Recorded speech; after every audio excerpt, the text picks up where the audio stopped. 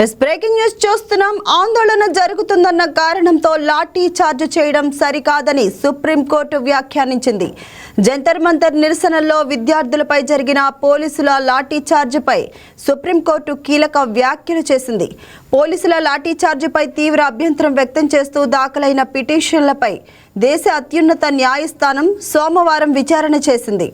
శాంతియుత చట్టబద్ధమైన నిరసన తెలిపే హక్కు రాజ్యాంగం సంపూర్ణంగా కల్పించిందని, అది శాంతియుతమైన ఆందోళన అయినంత వరకు లాఠీ చార్జ్ సరికాదని సుప్రీంకోర్టు అభిప్రాయపడింది. ఆందోళనల్లో ఏదైనా అరాచకం జరిగితే దానిని స్వతంత్రంగా విచారించాలని సుప్రీంకోర్టు ప్రధాన న్యాయమూర్తి సూర్యకాంత్ సూచించారు. ఇది కేవలం ఢిల్లీకి సంబంధించిన విషయం మాత్రమే కాదని, నియమ నిబంధనల్లో ఏకరూపత అవసరమని ఆయన అభిప్రాయం వ్యక్తం చేశారు.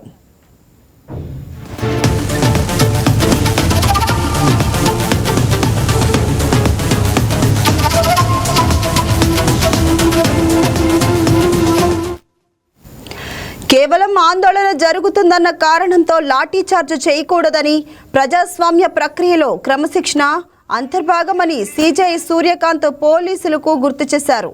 తదుపరి విచారణను మంగళవారానికి వాయిదా వేశారు. దీనిపై మరింత సమాచారాన్ని మా input editor Srinivas phone in ద్వారా అందిస్తారు. శ్రీనివాస్, సుప్రీంకోర్టులో ఈ రోజు చేసిన కీలక వ్యాఖ్యలేంటి? అలానే జంతర్ మంతర్లో జరిగిన ఘటనపై మీరు కోర్టు ఎలాంటి అభ్యంతరాలు వ్యక్తం చేస్తుంది? రైట్ పవని, ఏదైతే కొద్దిసేపటి క్రితమే జంతర్ మంతర్ జరిగిన ఆందోళన, ఆ తర్వాత జరిగిన పరిణామాలు అంటే పోలీసులు లాఠీ చార్జీ, ఆ తర్వాత విద్యార్థుల ఆందోళన, రాళ్లు రువ్వడం, ఇతరత్ర హింసాత్మక ఘటనలకు సంబంధించి ఈరోజు సుప్రీంకోర్టు కొన్ని కీలక వ్యాఖ్యలు చేయడం జరిగింది.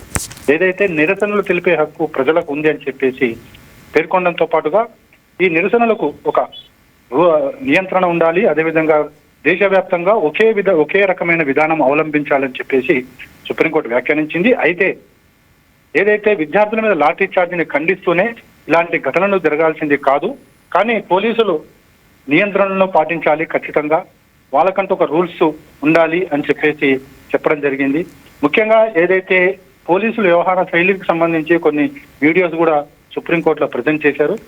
అయితే ఎట్ ది సేమ్ టైం పోలీసుల విషయంలో కూడా సుప్రీంకోర్టు వ్యాఖ్యలు చేయడం జరిగింది. ఏదైతే పోలీసులు కూడా మనుషులే, వాళ్ళ మీద కూడా జరిగిన దాడులు ఏవైతున్నాయో వాటిని కూడా సమర్థించడం కరెక్ట్ కాదు. సో ఈ కేసులన్నింటినీ కూడా ఒక్కసారిగా రేపు విచారణ చేస్తామని చెప్పేసి కూడా స్పష్టం చేయడం జరిగింది. అయితే దేశవ్యాప్తంగా ఒకే విధానం, ఏ రాష్ట్రాల్లో కానీ లేదా జాతీయ స్థాయిలో కానీ ఆందోళన జరుగుతున్నప్పుడు నిరసన వ్యక్తం చేసే హక్కు ప్రజలకు ఉంది కాబట్టి, సో అంతటా ఒకే విధమైన విధానం ఉండాలి. ఒక రాష్ట్రంలో ఒకలాగా, మరో రాష్ట్రంలో ఇంకోలాగా ఉండడానికి వీలు లేదని చెప్పేసి కూడా సుప్రీంకోర్టు వ్యాఖ్యానించడం జరిగింది. దీనికి సంబంధించి తగు సూచనలు తాము చేస్తామంటూ కూడా స్పష్టం చేయడం జరిగింది. పావని, అంటే ఈ కేసులో మరి తదుపరి విచారణ ఎప్పుడు జరగనుంది శ్రీనివాస్? అప్పటి వరకు ఏమైనా మధ్యంతర ఆదేశాలు ఉన్నాయా? అలాంటి ఆదేశాలు అయితే ఏమీ లేవు. ఈ కేసులు మొత్తం కూడా రేపు అన్ని కేసులు అంటే అటు ప్రభుత్వం వైపు నుంచి కూడా కేసు వేయడం జరిగింది. పోలీసుల మీద ఏవైతే దాడులు జరిగాయో పోలీసుని టార్గెట్ చేసుకుంటూ కొంతమంది ఆకతాయిలు ఉద్యమంలోకి ప్రవేశించి ఏ విధంగా దాడులు చేయడం జరిగిందో వీటి మీద కూడా ప్రభుత్వం తరఫున వాదనలు వినిపించడం జరిగింది.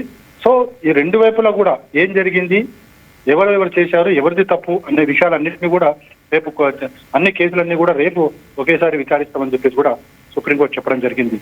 Pavani, thank you Srinivas.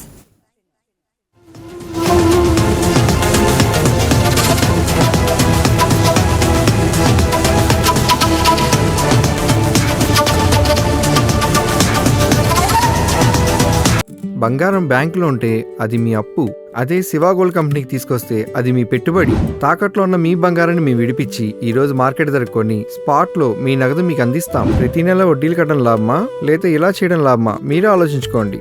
Shiva gold company, అప్పులేని ఆనందకరమైన రేపటికి సరికొత్త మార్గం. జస్ట్ ఒక కాల్ చేయండి. తాకట్లో ఉన్న మీ బంగారాన్ని విడిపించి ఈ రోజు మార్కెట్ రేట్కే కొనబడును.